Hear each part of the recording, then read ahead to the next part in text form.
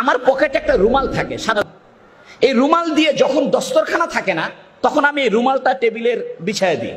তা আমি এই রুমালটা টেবিলে বিছায় দিয়া এখানে বার্গারটা রাখলাম, রেখে আমি ওই হাতুর বাটাল কাগজ চামচ যা আছে সব সাইড করে রাখলাম। এটা আমি হাত দিয়ে সিরে সিরে খাওয়া শুরু করলাম। এবং টমেটোর সস দিয়েছে, তা আমি টমেটোর সসটা আঙ্গুল দিয়ে চেটে চেটে খাওয়া শুরু করছি। তা আমার পাশের টেবিলে বগুড়া থেকে কয়েকটা ইয়ং লেডি তারা উঠেছে বাসে। ওরা আমাকে দেখে মুচকি মুচকি হাসে আর মনে মনে ভাবে এই ভেলুর পাড়ার হুজুর কোথা থেকে আসলো, এই গাইয়া হুজুর কোথা থেকে আসলো। তা আমি ওদেরকে দেখে আর ভালোভাবে আঙ্গুল দিয়ে চেটে চেটে খাইতেছি। এরপরে এক পর্যায়ে আমি যখন তারা হাসাহাসি করতেছে আমাকে দেখে, আমি ওই মেয়েদের সামনে গেলাম, যাই বললাম, excuse me madam, I talk to about English, you know English. যেই না আমি এই কথাটা বলছি তো ওই মেয়ে দুটা মানে একদম তাকায় উঠছে। আমি ইংরেজি জানি, আমি ইচ্ছা করে ইংরেজি বলবো না। কেন বলবো? ইংরেজরা এদের 200 বছরের গোলাম বানিয়েছে আমাদেরকে।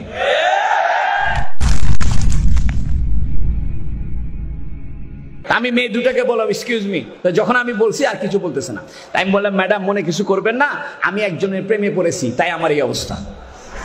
তা আমাকে বলতেছে হুজুররা প্রেম করে নাকি? আমি বললাম, দেখেন আমি এমন একজনের প্রেমে পড়েছি, তিনি যখন রোদের ভিতরে যাইতেন একখণ্ড মেঘ তাকে ছায়া দিত। আমি এমন একজনের প্রেমে পড়েছি তার গায়ের মধ্যে মশামাছি বসতো না।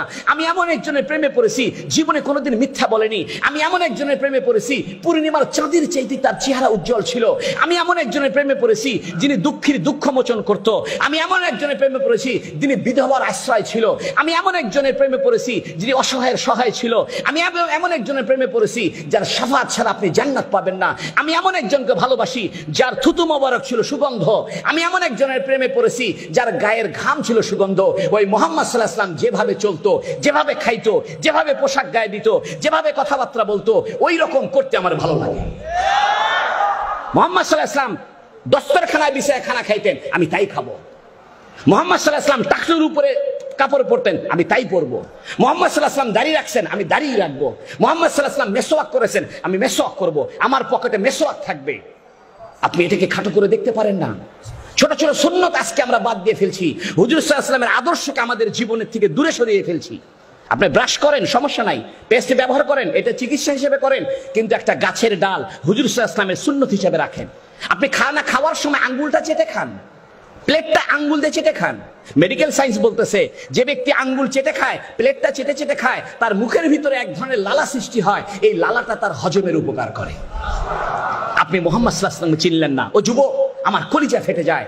তুমি কিডসকে চিনলা, বাইরনকে চিনলা, হুমায়ুন আহমেদকে চিনলা, আইয়ুব বাচ্চুকে চিনলা, গোটা দুনিয়ার সমস্ত তোমার সেলিব্রিটিদের চিনলা। পৃথিবীর সবচেয়ে সেলিব্রিটি, পৃথিবীর একমাত্র সেলিব্রিটি মুহাম্মদুর রাসূলুল্লাহ সাল্লাল্লাহু আলাইহি ওয়াসাল্লাম। আমি তোমাদেরকে উদাত্ত আহ্বান জানাবো, মুহাম্মদ সাল্লাল্লাহু আলাইহি ওয়াসাল্লামের সুন্নতকে আঁকড়ে ধরো। আমি আপনাদেরকে দুইটা দাওয়াত দেওয়ার জন্য আসছি। এক নাম্বার দাওয়াত, কোরআনকে ধরেন। ও যুবক, কেন আপনার জন্য ইসলামী শিক্ষা প্রয়োজন? ইসলামী শিক্ষা না হলে আপনি মানুষ থাকবেন না। ইসলামী শিক্ষা না হলে আপনি মানবতা বোধ জানবেন না। ইসলামী শিক্ষা না থাকলে আপনি মনুষ্যত্ব শিখবেন না।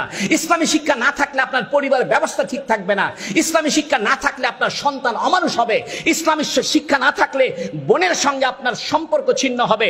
ইসলাম থাকলে আপনি বোনকে সম্পত্তির ভাগ দিবেন।